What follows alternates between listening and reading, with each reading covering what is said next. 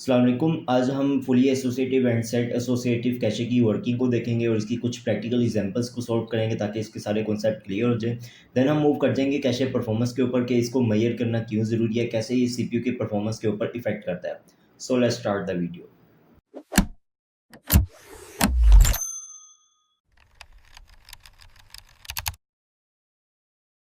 तो अभी तक हमने डायरेक्ट मैप को देखा, अब हम देखेंगे फुली एसोसिएटिव को। फुली एसोसिएटिव की इस डेफिनेशन को समझने के लिए मुझे एक एग्जांपल का यहाँ पर कोट करना पड़ेगा। सपोज करो यार, ये हमारे पास ना कैशे है। अब एक डाटा है, सपोज करो एक्स एक्स डाटा है और हमने उसको इस कैशे के अंदर स्टोर करवाना है। तो पहले क्या होता था, हम ब्लॉक्स बना लेते थे कैशे के अंदर कि ये ब्लॉक 1 है, ये ब्लॉक 2 है, ये ब्लॉक 3 है, इस तरह से करके। और हम फोर्स करते थे कि यार जो भी डाटा है वो एक स्पेसिफिक ब्लॉक के अंदर जाके ही स्टोर होगा। जैसे एक्स डाटा है और इसको मैं कहता हूँ यार आपने ना फर्स्ट ब्लॉक के अंदर ही जाके स्टोर होना है। तो अगर पहले से वहाँ पर कोई डाटा पड़ा हुआ है तो वो उसको उठा के बाहर फेंकेगा और खुद वहाँ पर जाके स्टोर हो जाएगा। लेकिन फुली एसोसिएटिव क्या कहता है कि यार आपके पास पूरी की पूरी कैशे के अंदर जहाँ पर भी जगह खाली मिलती है, एक्स डाटा को वहाँ पर जाके स्टोर करवा दो। बाद में जब इसको ढूंढने की बारी आएगी तो मैं खुद ही देख लूँगा इस चीज़ को, ठीक है। तो ये हमारे पास फुली एसोसिएटिव है। अब यहाँ पर एक और चीज़ कि जब हमने सारे ब्लॉक्स ही ख़त्म कर दिए, ब्लॉक्स वाला कॉन्सेप्ट ही ख़त्म कर दिया, तो फिर इंडेक्स फील्ड की कोई ज़रूरत ही नहीं है। तो उस केस में हमारे पास सिर्फ टैग एंड ऑफसेट ये दो बिट्स बच जाएंगी। तो हम देखते हैं कि फुली एसोसिएटिव में लेटेंसी एंड पावर ये दो बहुत मेजर इश्यूज हैं हमारे। कैसे, आप ये सपोज करो यार ये हमारे पास पूरी की पूरी कैशे है और मैंने एक्स डाटा यहाँ इस कैशे के अंदर से ढूंढना है। अब चूंकि मेरे पास मैंने ब्लॉक्स वाला कॉन्सेप्ट तो सारा खत्म कर दिया है, तो अब इस केस में क्या होगा कि मैं पूरी की पूरी कैशे के अंदर जाके सर्चिंग करूंगा कि क्या एक्स डाटा है। उस केस में हमारे पास जो लेटेंसी है वो यहाँ पर इंक्रीज कर जाएगी। पावर के केस में इस तरह से है कि यार आप हर एक डाटा के साथ जाके कंपैरिजन कर रहे हो, क्या ये एक्स के इक्वल है, क्या ये एक्स के इक्वल है। तो इस केस में ये हमारे पास पावर भी ज़्यादा ड्रॉ करता है। तो ये हमारे पास फुली एसोसिएटिव हो गया। अब हम देखते हैं सेट एसोसिएटिव को। अगेन सेट एसोसिएटिव को समझने के लिए हम एक एग्जांपल का यहाँ पर सहारा लेंगे। ये हमारे पास सपोज करो यार पूरी की पूरी कैशे है और मैंने इसके ब्लॉक्स अगेन बना दिए हैं, ठीक है। अच्छा, अब मैं क्या करता हूँ कि यार ये 4 ब्लॉक्स हैं, मैं क्या करता हूँ, मैं इन दो ब्लॉक्स के सेट बना देता हूँ। ये सेट 1 है और ये सेट 2 है, ठीक है। और मैं क्या कहता हूँ, आप इसको ना इस तरह से समझो कि ये एक पार्किंग एरिया है, ठीक है। तो मैं कहता हूँ यार जो जितनी भी होंडा की गाड़ियाँ ना वो इस सेट 1 में जाके जहाँ पर भी उसको जगह मिलती है ना वहाँ पर जाके ये पार्क हो सकती हैं। जितनी भी टोयोटा की गाड़ियाँ वो सारी की सारी सेट 2 के अंदर जाके जहाँ पर भी जगह मिल सकती है वहाँ पर जाके ये पार्क हो सकती हैं, ठीक है। अब यही कॉन्सेप्ट सेट एसोसिएटिव भी कहता है कि यार एक सेट मैंने बना दिया है, काफ़ी सारे ब्लॉक्स को बना के मैंने एक सेट बना दिया है, ठीक है। अब उस सेट के अंदर उस डाटा एक्स डाटा को जहाँ पर भी जगह मिलती है वो वहाँ पर जाके अपने आप को स्टोर कर ले। बाद में जब इसको सर्चिंग की बारी आएगी तब मेरे लिए आसानी भी होगी और इतना कोई मसला भी नहीं होगा, ठीक है। इसको अभी एग्जांपल के थ्रू देखते हैं। तो यहाँ पर हमारे पास एन वे सेट एसोसिएटिव हो सकती है, जैसे 2 वे, 4 वे, 8 वे, इस तरह से हमारे पास एन वे सेट एसोसिएटिविटी हो सकती है, ठीक है। देन हमारे पास प्लेसमेंट रूल आते हैं, इसको हम एग्जाम्पल के थ्रू आराम से समझेंगे। तो अब यहाँ पर आते हैं कि यार अगर हमारे पास एड्रेस 64 बिट का आ जाए तो फिर उसकी डिवीजन किस तरह से होगी। हमारे पास टैग बिट्स होती हैं, देन हमारे पास इंडेक्स। अब डायरेक्ट मैप के अंदर इंडेक्स बिट हम क्या कहते हैं कि ब्लॉक नंबर को रिप्रेजेंट कर रहा है इंडेक्स बिट, ठीक हो गया। लेकिन यहाँ पर ये सेट नंबर को रिप्रेजेंट कर रहा है और इसको फाइंड आउट करने का तरीका क्या है, total blocks divided by number of n. N क्या है हमारे पास, एन बेस एसोसिएटिविटी। अगर ये 2 है तो 2 कर दोगे, 4 है तो 4 कर दोगे, ठीक है। और उसके बाद हमारे पास ऑफसेट वही है, बाइट और वर्ड दोनों के लिए, किसी लिए भी हो सकता है। तो अब यहाँ पर हम थोड़ा सा विजुलाइज करते हैं कि यार 8 एंटिटीज के लिए हमारे पास एसोसिएटिविटी किस तरह से होगी। अगर 1 वे है जिसको हम डायरेक्ट मैप भी कहते हैं इन शॉर्ट, तो वो कुछ इस तरह से होगी कि आपको जिस भी ब्लॉक के अंदर आपने लेट्स सपोज करो 0 ब्लॉक के अंदर जाना है तो यहाँ पर अगर पहले से डाटा पड़ा हुआ है तो उसको उठा के बाहर फेंको और यहाँ पर खुद आके बैठ जाओ। अगर 2 वे सेट एसोसिएटिविटी है तो फिर अगर आपका सेट 0 आ गया तो आपके पास 2 जगह हैं, एक ये वाली और एक ये वाली। इसी तरह से अगर 4 वे है तो फिर आपके पास 0 सेट के लिए 4 जगह हैं, 1 2 3 4 ये। अगर 8 वे है यानी कि 8 ही एंट्रीज हैं और 8 ही आपने वे कर दी हैं तो फिर वो फुली एसोसिएटिविटी के अंदर आ जाता है, ठीक है। इसके अंदर आपके पास डाटा जहां पर भी जाना चाहे वहां पर जाके वो स्टोर हो सकता है। देन हम देखते हैं एसोसिएटिविटी एग्जांपल को। यहाँ पर वो कहते हैं कि यार नंबर ऑफ ब्लॉक्स हमारे पास 4 हैं और उसके बाद direct map 2 way set associativity and then fully associativity. Then वो कहते हैं यार ये हमारे पास एड्रेस ब्लॉक्स हैं 08068 और इसको पहले हम डायरेक्ट मैप के ऊपर देखते हैं। 0 के ऊपर गए, अब नंबर ऑफ ब्लॉक्स है हमारे पास 4, तो हमने मोड करना है 4 के साथ। जब हमने 0 मोड 4 किया तो हमारे पास आंसर भी 0 आया, यानी कि हमने 0th ब्लॉक के ऊपर जाना, वहाँ पर जाके हमने ये मेमोरी को रख दिया। जब 8 के साथ हमने मोड किया, अगेन हमारे पास 0 आ गया और हमने 0th ब्लॉक के ऊपर गए, वहाँ पर पहले से 0 वाली मेमोरी पड़ी हुई है, इसको उठा के बाहर फेंका और हमने 8 को लाके यहाँ पर रख दिया। देन हम 0 को अगेन देखते हैं, इसका भी मोड 0 आ गया, फिर हमने 8 वाली को उठा के बाहर फेंका और फिर 0 को लाके यहाँ पर रख दिया। फिर अगेन 6 के साथ मोड किया 4 के साथ, तो फिर आंसर आया हमारे पास 2। हमने इसको 2th ब्लॉक के ऊपर जाके यहाँ पर रख दिया, ठीक है। देन हमारे पास 8 आ गया, अगेन इसका मोड किया 0 आ गया, फिर हमने 0 वाली मेमोरी को उठा के बाहर फेंका और 8 को लाके यहाँ पर रख दिया। अब हम देखते हैं 2 वे को। अब इसके अंदर इंडेक्स को फाइंड आउट करने का तरीका थोड़ा सा डिफरेंट था। हमने क्या कहा था कि नंबर ऑफ ब्लॉक्स जो कि हमारे पास यहाँ पर 4 है और डिवाइडेड बाय करना है n के साथ, n हमारे पास 2 है, यहाँ पर हमने 2 के साथ इसको डिवाइड किया तो आंसर आया 2। अब हम क्या करेंगे, हम 2 के साथ मोड लेंगे, यहाँ पर 0 मोड 2 किया तो आंसर हमारे पास 0 आ गया, 8 मोड 2 किया 0 आ गया, 0 मोड 2 किया 0 आ गया, 6 मोड 2 किया 0 आ गया, 8 मोड 2 किया 0 आ गया। अब यहाँ पर देखते हैं, जैसे हमने 2 मोड 0 किया 0 मोड 2 किया तो फिर हमारे पास जो आंसर है 0, हमने 0th सेट के ऊपर जाके जहाँ पर भी जगह मिली हमने वहाँ पर जाके रख दिया। अब 8 के केस में दोबारा से 0 आ गया, अब यहाँ पर एक और जगह हमारे पास अभी खाली है, हमने वहाँ पर जाके 8 मेमोरी को यहाँ पर रख दिया है। अब अगेन आगे 0 आ गया, वो हिट हो गया। अब आगे आप देखो कि 6 आ गया, 6 का मोड किया वो भी 0 आ गया। अब हमने इन दोनों में से किसी एक को उठा के बाहर फेंकना है और 6 को लाके यहाँ पर रख देना है। हमने क्या किया, 8 को उठा के बाहर फेंका और 6 को लाके यहाँ पर रख दिया, ये ठीक है। अब अगेन हमारे पास 8 आ गया, हमने फिर वही काम किया कि किसी एक को उठा के बाहर फेंका और 8 को लाके यहाँ पर रख दिया। अब हम देखते हैं फुली एसोसिएटिविटी को। इसके अंदर यार आपके पास जब तक जगह फिल नहीं ना होती पूरी की पूरी कैशे के अंदर, तब तक आप इसके अंदर फिल कर सकते हो। इसके अंदर मोड वाला कोई हिसाब किताब नहीं है। जैसे ही 0 आया मुझे जगह मिली मैंने उसको रख दिया, 8 आया मुझे जगह मिली मैंने उसको रख दिया, 0 आया वो हिट कर गया, फिर 6 आया मुझे जगह मिली मैंने उसको रख दिया, फिर 8 आया फिर वो हिट कर दिया। तो इसमें कोई ऐसा सच प्रॉब्लम नहीं होती। तो नेक्स्ट हम देखते हैं यार कितनी एसोसिएटिविटी हमारे पास मतलब काबिल बर्दाश्त है और हम उसको अफोर्ड कर सकते हैं। तो अब देखो यार, जितना हम एसोसिएटिविटी को इंक्रीज़ करते हैं उतना हमारे पास मिस रेट डिक्रीज़ करता है, लेकिन हमें उसकी एक हिडन कॉस्ट भी देनी पड़ती है। तो ये एक सिमुलेशन सिस्टम है, ये उसके स्पेक्स वगैरह हैं, इसके थ्रू हमने देखा कि यार कैशे किस तरह से परफॉर्म कर रहा है। तो हमने देखा यार 1 वे में जो मिस रेट है वो 10.3% है, 2 वे में मिस रेट 8.6 है, 4 वे में 8.3 है, 8 वे में 8.1% है, ठीक है। अब एक चीज़ यहाँ पर आप नोटिस करो कि 1 वे से 2 वे में जाने में हमारे पास मिस रेट कितना मतलब डिक्रीज़ हुआ है, ठीक है। लेकिन 2 वे से 4 वे में जाने में हमारे पास कितना कम डिक्रीज़ हुआ है।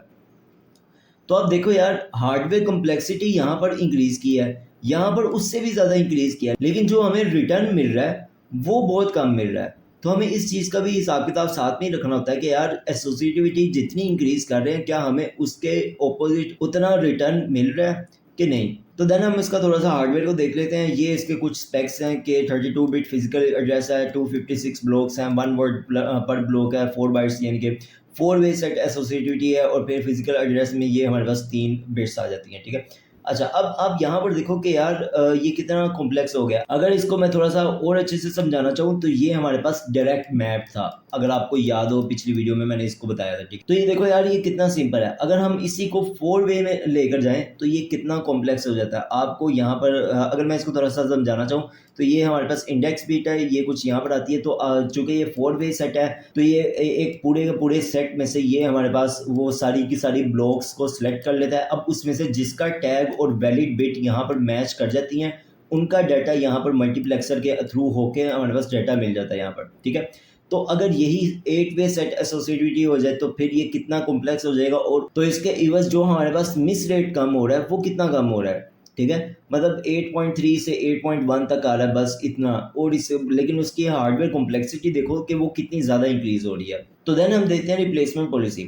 इसके अंदर हमारे पास ना, पहले हम एक सिनेरियो को देखते हैं कि ये हमारे पास कैशे है। तो इसके अंदर जब भी हमारे पास कोई डाटा यहाँ पर स्टोर करवाना है तो पहले ही हमारी प्रायोरिटी यही होती है कि इस कैशे के अंदर जहाँ पर भी खाली जगह मिली है वहाँ पर जाके इस एक्स डाटा को वहाँ पर स्टोर करो। अगर खाली जगह नहीं है और हमें किसी को रिप्लेस करना पड़ रहा है तो फिर हमारे पास 2 तरीके हैं, एक LRU है और एक रैंडम चॉइस है। LRU को आपने इस तरह से अलग-अलग करके पढ़ना है, एक साथ नहीं पढ़ना। तो LRU में क्या होता है कि हमारे पास जो लीस्ट रिसेंटली यूज्ड ब्लॉक है हमने उसको उठा के बाहर फेंकना है और फिर जो सा डाटा है उसको लाके यहाँ पर रख देना है। इसकी एग्जांपल में कुछ इस तरह से देखो यार कि ये हमारे पास यहाँ पर x है और यहाँ पर y है और मैंने z जो डाटा है इसको लाके यहाँ पर रखना है। तो अब मैं पहले ये देखूंगा कि यार लीस्ट रिसेंटली यूज्ड कौन सा डाटा है। मैं कहता हूँ यार y है जो अभी अभी मैंने यूज़ किया है, मतलब x मैंने काफ़ी देर हो गई है, उससे पहले मैंने यूज़ नहीं किया। तो x को उठा के बाहर फेंको और z को लाके यहाँ पर रख दो। ये इसका रूल है। रैंडम चॉइस के अंदर क्या होता है कि यार आपको जो आपका दिल करता है ना, इन दोनों में से जिसका भी आपका दिल करता है वो उठा के बाहर फेंको और जी को लाके यहाँ पर रख दो। लेकिन यहाँ पर एक और चीज़ है कि आपको शायद ये डम लगे, लेकिन हाई एसोसिएट के अंदर ये तकरीबन वही सेम परफॉर्मेंस देता है जो LRU देता है यहाँ पर। देन हम देखते हैं इसकी एग्जाम्पल को। यहाँ पर वो कहता है कि यार आपके पास 2A सेट है और 16 वन वर्ड ब्लॉक्स हैं, यानी कि नंबर ऑफ ब्लॉक्स हमारे पास 16 है और उसके अंदर 2 ब्लॉक्स पर सेट है, यानी कि ये उसने पहले ही बता दिया 2A, लेकिन उसको फिर और ज़्यादा एलेबोरेट कर दिया, 2 ब्लॉक्स पर सेट है यहाँ पर। देन वो कहता है आपने टैग एंड इंडेक्स बिट बतानी है और रिप्लेसमेंट ऑफ ब्लॉक्स के लिए आपने LRU टेक्निक का यूज़ करना है और आपने इसकी हिट रेशियो वगैरह वगैरह बतानी है। ये हमारे पास मेमोरीज आ गई हैं सारी। पहले हम इसकी इन्फॉर्मेशन को देखते हैं कि यार हमारे पास इन्फॉर्मेशन क्या क्या गिवन है। 16 ब्लॉक्स हैं, हमने एसोसिएटिविटी को देखा तो वो 2 है, टोटल सेट्स को देखा तो 16 डिवाइडेड बाई 2 किया, 8 हमारे पास सेट आ गए। अब इंडेक्स बिट हमारे पास 3 हो जाएगी, 2 की पावर 3 किया तो 8 आ जाएगा। लेकिन अगर आपने वैसे भी मतलब कैलकुलेट करना है तो एड्रेस मोड 8 करते जाओगे, आपके पास सेट इंडेक्स बिट आती जाएगी, ठीक है। देन हमारे पास टैग बिट, उसके अलावा जो भी बचे वो टैग है, लेकिन आपने फिर भी कैलकुलेशन करनी है तो एड्रेस डिवाइडेड बाय 8 कर दो। तो हम देखते हैं इसके टेबल को। इसके टेबल के अंदर ना ये सेट स्टेट के लिए मैंने कुछ ये 2 रिप्रेजेंटेशन यूज़ किए हैं। आप इन दोनों में से कोई भी यूज़ कर सकते हो। मैंने अभी जगह तंग होने की वजह से ये वाली रिप्रेजेंटेशन को यूज़ किया है, ठीक है। अच्छा, अब यहाँ पर आप देखो कि ये हमारे पास पहला एड्रेस है 0x03। इसका जब मैंने इंडेक्स कैलकुलेट किया मोड लेकर, मोड आपने मोड 8 करना है, ठीक है। तो मोड लेकर जब मैंने इसका एड्रेस कैलकुलेट किया तो इसका आंसर आया 3 और ये सेट 3 के अंदर टैग जब मैंने कैलकुलेट किया वो आ गया 0। सेट 3 के अंदर मैंने ये 0 पहले स्टोर कर दिया।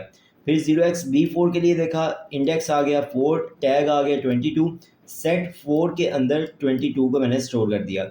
अब आप ये 4th रो को देखो, 0x03 दोबारा से आ गया, बल्कि ये थर्ड वाली को देखो 0x2b आ गया, ठीक है। इसके अंदर इंडेक्स मैंने कैलकुलेट किया 3 आ गया और टैग आ गया 5। अब अगेन आप ये देखो कि हमारे पास 2 वे सेट एसोसिएटिविटी है, ठीक है। तो इसका मतलब हमने ये हमारे पास अगर एक सेट है तो इसके अंदर मेरे पास 2 स्पेस हैं। तो पहले में तो मैंने 0 वाले टैग को ला के रख दिया, अब यहाँ पर मैं 5 वाले टैग को ला के रख दूंगा। इसकी रिप्रेजेंटेशन मैं कुछ इस तरह से कर रहा हूँ। सेट 3 के अंदर 0 एंड 5 ये स्टोर हो चुके हुए हैं, ठीक है। अच्छा, अब यहाँ पर आप देखो ये सेकंड लास्ट वाली रो 0x63, इसका इंडेक्स कैलकुलेट किया तो ये 3 आ गया। इसका टैग जो कैलकुलेट किया वो 12 आ गया, ठीक है। तो यहाँ पर रिसेंटली यूज्ड सेट 3 को देखें तो वहाँ पर क्या इन्फॉर्मेशन आ रही है कि 5 काफ़ी देर हो गया है, इसको मैंने यूज़ नहीं किया है। 0 अभी अभी रिसेंटली यूज्ड हुआ है ये यहाँ पर, ठीक है। तो मैं क्या करूँगा, मैं 5 को उठा के बाहर फेंकूंगा और यहाँ पर ये 12 को ला के यहाँ पर रख दूंगा। ये देखो, ये मैंने 12 को ला के यहाँ पर रख दिया और 0 ये आ गया। अब आगे अगेन इंडेक्स 3 आ गया और टैग आ गया 5। तो मैं ये करूँगा, मैं 0 को उठा के बाहर फेंकूंगा और 5 को ला के यहाँ पर रख दूंगा और 12 को यहाँ पर पीछे कर दूंगा, ठीक है। आपकी मर्जी, आपने जिस तरह से मतलब इनकी आप पोजीशन ना चेंज करो, वैसे ही रख दो, लेकिन LRU को आपने अच्छे से इंप्लीमेंट करना है। तो परफॉर्मेंस ऑफ कैशे को क्यों हम मेजर करते हैं वो आपको यहाँ से पता चलेगा। सपोज करो यार आपका जो CPU है ना वो बहुत ज़्यादा फास्ट है, जो कैशे मिस होगी वो उतनी ही ज़्यादा दर्दनाक होगी। किस तरह से, अभी ये एग्जाम्पल के थ्रू देखते हैं। तो कहते हैं यार आपका CPU इतना हाईली एफिशिएंट है कि वो एक साइकिल लेता है किसी भी इंस्ट्रक्शन को एग्जीक्यूट करने में, लेकिन साथ ही वो कहता है कि अगर आपकी कैशे मिस हो जाती है तो आपको 100 साइकिल्स यहाँ पर कॉस्ट पड़ती है। इसका क्या मतलब हुआ कि अगर आपकी कैशे मिस हो जाती है तो आपको 100 टाइम्स ज़्यादा इंतज़ार करना पड़ता है। लेकिन उसी के ऑपोजिट अगर आप देखो कि आपका CPU स्लो है और वो 10 CPI यानी कि 10 साइकिल्स पर इंस्ट्रक्शन ले रहा है, वहीं पर आपकी कैशे मिस अगेन वो 100 साइकिल्स ही हो रही है, लेकिन यहाँ पर वो 10 टाइम्स लॉन्गर बस ले रहा है। तो यहाँ पर आप थोड़ा सा नंबर्स का डिफरेंस देख सकते हो। यहाँ पर 10 टाइम्स लॉन्गर है और यहाँ पर 100 टाइम्स लॉन्गर आपको इंतज़ार करना पड़ रहा है। यहाँ पर हम मेमोरी लेटेंसी को देखते हैं कि time to fetch from RAM is measured in nanoseconds not cycles. वो क्यों नहीं कम करते यार? देखो, रैम बनाने वाली कंपनीज अलग हैं हमारे पास, और प्रोसेसर्स बनाने वाली कंपनीज अलग हैं। जब हमने इन दोनों को अलाइन करना है आपस में, तो हमें एक सेंट्रल यूनिट यानी कि एक मतलब बीच वाला रास्ता निकालना पड़ेगा, जहाँ पर हमें कैशे की परफॉर्मेंस भी समझ आ रही हो और प्रोसेसर की परफॉर्मेंस भी समझ आ रही हो, ताकि हम इन दोनों को आपस में अलाइन कर सकें। तो यहाँ पर एग्जांपल कहता है यार, सपोज करो कि आपके पास 100 नैनो सेकेंड्स के अंदर एक रैम आपको रिस्पॉन्ड कर रही है, और आपकी जो क्लॉक साइकिल है वो 1 गीगाहर्ट्ज़ है, यानी कि 1 नैनो सेकेंड पर साइकिल। तो आपको 100 साइकिल्स तक वेट करना पड़ेगा। लेकिन इसी का ऑपोजिट, अगर आपका जो प्रोसेसर है वो ज़्यादा फास्ट है और वो 2 गीगाहर्ट्ज़ के ऊपर है, यानी कि 0.5 नैनो सेकेंड्स पर साइकिल है, तो अगेन अगर वही रैम आप उसी सीपीयू के अंदर लगाओ जो कि 100 नैनो सेकेंड्स ले रही है, तो इस बार उसको 200 साइकिल्स तक इंतज़ार करना पड़ेगा। तो यहाँ पर हमारे पास रिजल्ट क्या आता है कि the faster the clock the more cycles are burned sitting idle for the same piece of data. तो अब हम देखेंगे कैशे परफॉर्मेंस को किस तरह से मेजर किया जाता है। ये हमारे पास कुछ फॉर्मूला बना था एक ज़माने में, जिसको हमने काफ़ी यूज़ किया था, कि CPU time is equal to CPU clock cycles multiply by clock cycle time. अब आप ये देखोगे यार, सीपीयू क्लॉक साइकिल्स के अंदर हमारे पास मेमोरी को फैच करने का भी टाइम यहाँ पर ऐड हो चुका हुआ है, ठीक है। कि मतलब सीपीयू क्लॉक साइकिल्स खाली बस यही नहीं है कि एक प्रोग्राम आया और उसको एग्जीक्यूट करने के अंदर हमारे पास कितनी साइकिल्स लगी हैं, उस प्रोग्राम के डाटा को अगर वो कैशे में मिस हो जाता है, उसको फैच करने के लिए भी हमारे पास कुछ साइकिल्स लग रही हैं, तो उसको भी हम यहाँ पर कैलकुलेट करेंगे। तो हमारे पास अपडेटेड फॉर्मूला कुछ इस तरह से हो जाता है, जिसके अंदर क्लॉक साइकिल टाइम तो यार वही है, और हमने सीपीयू एग्जीक्यूशन टाइम के साथ मेमोरी स्टॉल क्लॉक साइकिल भी यहाँ पर ऐड कर दिया है। अब मेमोरी स्टॉल साइकिल्स की बात हो रही है, तो हम इसके भी फॉर्मूला को देख लेते हैं। इसके अंदर हमारे पास memory access over program multiply by miss rate multiply by miss penalty. आप इसको कुछ इस तरह से भी लिख सकते हो, इंस्ट्रक्शंस पर प्रोग्राम मल्टीप्लाई बाय मिसिस पर instruction multiply by miss penalty, दोनों सेम ही बात है। तो यहाँ पर एक एग्जांपल को देखते हैं कि यार, एक हमारे पास इंस्ट्रक्शन कैशे मिस रेट आ रहा है वो है 2%, और डाटा कैशे मिस आ रहा है वो हमारे पास 4% है। जो मिस पेनल्टी है वो 100 साइकिल्स की है, और बेस सीपीआई वो हमारे पास 2 है, और हमारे पास लोड एंड स्टोर्स की जो इंस्ट्रक्शन है वो 36% है। तो बताओ यार, हमारे पास जो प्रोसेसर है वो कितना फास्टर होगा परफेक्ट कैशे, जो कि कभी भी मिस नहीं कर रहा, ठीक है। तो हम इस चीज़ को यहाँ पर देखते हैं। पहले हम देखते हैं यार, इंस्ट्रक्शन मिस साइकिल कितनी हो रही है, ठीक है। अब इंस्ट्रक्शन मल्टीप्लाई बाय कितना परसेंट हो रहा है, 2%, और उसकी पेनल्टी कितनी लग रही है, 100। ये आ गया 2.00 मल्टीप्लाई बाय आई। फिर यहाँ पर हम डाटा मिस रेट देखते हैं, तो 36% यहाँ पर हमारे पास लोड एंड स्टोर के लिए आ रहा है, ठीक है। और 4% हमारे पास ये इसका मिस रेट है, और पेनल्टी इसकी 100 है। अब यहाँ पर ये 36 हमने डाटा के लिए रखा है, इंस्ट्रक्शन के लिए क्यों नहीं। यार, ये जो 36% है ये सिर्फ लोड एंड स्टोर के लिए है। अब लोड एंड स्टोर के अंदर ही हमारे पास डाटा का ज़्यादा यूज़ हो रहा है। लोड के अंदर हम मेमोरी से डाटा फैच कर रहे होते हैं, और स्टोर के अंदर हम मेमोरी के अंदर डाटा राइट कर रहे होते हैं, तो यहाँ पर ही हमारे पास डाटा कैशे मिस हो सकता है। इंस्ट्रक्शन कैशे मिस तब भी होता है जब मतलब प्रोसेसर अगली इंस्ट्रक्शन को एग्जीक्यूट करने लगे और वो देखे यार वो वाली इंस्ट्रक्शन तो है ही नहीं, तो उस केस में वो इंस्ट्रक्शन को फेच करके रहता है। तो उस केस में ये 36% ऊपर नहीं यहाँ पर मल्टीप्लाई होगा, तो यहाँ पर 1.44 multiply by I data miss cycles के लिए आ जाता है। तो हम टोटल मेमोरी स्टॉल्स के लिए देखते हैं, इन दोनों को आप एडअप कर दोगे तो 3.44 मल्टीप्लाई बाय आई आ जाएगा। तो देन हम अगर इसकी सीपीआई को कैलकुलेट करें तो 3.44 आ जाएगी। तो इसके अंदर आप बेस को ऐड करके 5.44, ये हमारे पास सीपीयू टाइम विद स्टॉल्स आ जाएगा। अब हम इसकी रेशियो को कैलकुलेट करते हैं बेस सीपीआई के साथ। ये बेस सीपीआई के साथ जब हमने इसकी रेशियो को कैलकुलेट किया तो वो हमारे पास 2.72 आ गई। तो इसका मतलब जो हमारे पास परफेक्ट कैशे है वो 2.72 टाइम्स ज़्यादा बेटर परफॉर्मेंस कर रही है अगर वो कैशे मिस हो जाए। तो ये एक सबसे ज़्यादा अहम फॉर्मूला है, लेकिन सबसे ज़्यादा आसान यार अभी तक तो मुझे यही लगता है, एवरेज एक्सेस टाइम, जिसको हम AMAT भी कहते हैं, एवरेज मेमोरी एक्सेस टाइम भी कहते हैं, ठीक है। ओके, तो इसका सिंपल सा फॉर्मूला यार, hit time plus miss rate multiply by miss penalty. ये आपने फॉर्मूला बस रट लो, ये इससे ज़्यादा आसान चीज़ कुछ नहीं है। इसका एक क्वेश्चन करते हैं जिसमें वो कहता है आपने AMAT क्लॉक साइकिल्स के अंदर फाइंड आउट करनी है, जिसके अंदर हमारे पास जो प्रोसेसर टाइम है वो 0 पॉइंट है, ये 0.66 नैनो सेकेंड है, और मिस पेनल्टी हमारे पास 1.07 क्लॉक साइकिल की है, ये हमारे पास एक चीज़ आ गई। फिर वो कहता है मिस रेट आपका 8% है, ये भी एक चीज़ आ गई। देन वो कहता है कि कैशे एक्सेस टाइम आपके पास 1 क्लॉक साइकिल का है, तो यहाँ पर हमारे पास आई थिंक जो हिट टाइम आ गया वो भी हमारे पास आ गया। इसको बस फॉर्मूला के अंदर पुट करो और आपके पास आंसर आ जाएगा। इसको फॉर्मूला के अंदर पुट किया और ये हमारे पास आंसर आया 9.56 क्लॉक साइकिल्स बस। अगर वो आपको नैनो सेकंड्स के अंदर पूछ रहे तो आप इसको सिंपली 0.66 नैनो सेकंड्स के साथ मल्टीप्लाई कर दो तो वो टाइम के अंदर आपके पास आंसर आ जाएगा। देन हमारे पास आ जाता है मल्टी लेवल कैशेज़। ये मैंने आपको पहले बहुत अच्छे से समझा दिया हुआ है कि हमारे पास हर एक कंप्यूटर के अंदर मल्टी लेवल कैशे होती है। तो यहाँ पर वो थोड़ा-सा पुराने ज़माने की बात करता है जिसमें वो कहता है सिर्फ़ 2 L1 और L2 ही हमारे पास है। उसके बाद वो कहता है यार कुछ जो महँगे वाले पीसीज़ होते हैं उनके अंदर L3 कैशे भी इंक्लूड होती है। तो यहाँ पर आप देख सकते हो कि ये मैंने पहले ही हायरार्की आपको बता दी हुई है। तो मल्टी लेवल कैशे का हमारे पास क्या यहाँ पर फ़ायदा होता है वो हम देखते हैं कि सपोज़ करो यार आपके पास जो सीपीयू है उसकी बेस सीपीआई 1 है और क्लॉक रेट उसका 4 गीगाहर्ट्ज़ है। उसकी मिस रेट हमारे पास 2% है और मेन मेमोरी यानी कि रैम से अगर डाटा लाना हो तो उसको 100 नैनो सेकंड्स लगते हैं। यहाँ पर इसके क्लॉक रेट को अगर मैं टाइम के अंदर कन्वर्ट करूँ तो वो 0.25 नैनो सेकंड्स आ जाती है। देन वो कहता है यार अगर आप जस्ट प्राइमरी कैशे के साथ अगर इसके मिस पेनल्टी को देखो तो 100 डिवाइडेड बाय 0.25 नैनो सेकंड तो हमारे पास 400 साइकिल्स लगती हैं, ठीक है? और इसके साथ ही हमारे पास जो इफेक्टिव सीपीआई बन जाती है वो 1 प्लस 0.02 कुछ ये वाली इंस्ट्रक्शन मिस रेट आ जाती है और हमारे पास जो मिस पेनल्टी लग रही है वो 400 साइकिल्स की लग रही है। तो हमारे पास टोटल जो आंसर आता है वो 9 आ जाता है। अगर इसी के अंदर हम L2 कैशे को भी ऐड कर दें तो यहाँ पर उसका जो एक्सेस टाइम है वो 5 नैनो सेकंड है और जो ग्लोबल मिस रेट आ जाएगा फिर वो 0.5% आ जाएगा हमारे पास। तो इसकी पेनल्टी अगर हम कैलकुलेट करें तो 5 नैनो सेकंड डिवाइडेड बाय 0.25 जो कि अभी हमने 1/4 गीगाहर्ट्ज़ करके निकाला था वो 0.25 नैनो सेकंड निकला था। इसका जो आंसर आया वो 20 साइकिल्स आया, ठीक है? अब इसकी जब हम एक्स्ट्रा पेनल्टी या सीपीआई निकालते हैं तो वो हमारे पास 1 प्लस 0.02 इंटू 20 ये हमारे पास ये L2 कैशे की आ गई और 0.05 अब देखो ग्लोबल जो मिस रेट है वो 0.5% पर चला गया। उसकी जो हमने पेनल्टी निकाली थी जो साइकिल्स वो हमारे पास 400 साइकिल्स निकल रहे थे।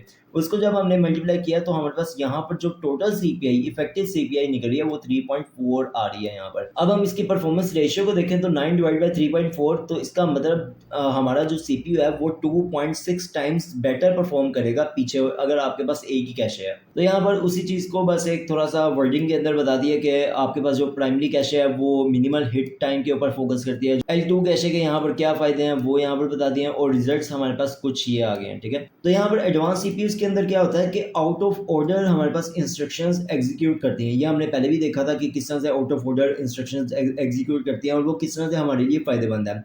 तो इस केस में हमारे पास कैशे मिस को कैलकुलेट करना बहुत ज़्यादा कॉम्प्लेक्स टास्क हो जाता है। हम कुछ सिस्टम सिमुलेशंस का यूज़ करते हैं और उसके थ्रू हम देखते हैं कि यार हमारी कैशे किस तरह से परफॉर्म कर रही है, किस सीपीयू के साथ किस तरह से मतलब हमारे पास कॉम्बिनेशन बन रहा है। तो वो सारा हम ना सिस्टम सिमुलेशंस के थ्रू ही देखते हैं। तो ये थी हमारी आज की वीडियो। नेक्स्ट वीडियो में हम वर्चुअल मेमोरी को एक्सप्लेन करेंगे, इसके कुछ एग्जांपल्स को सॉल्व करेंगे। So see you in the next video.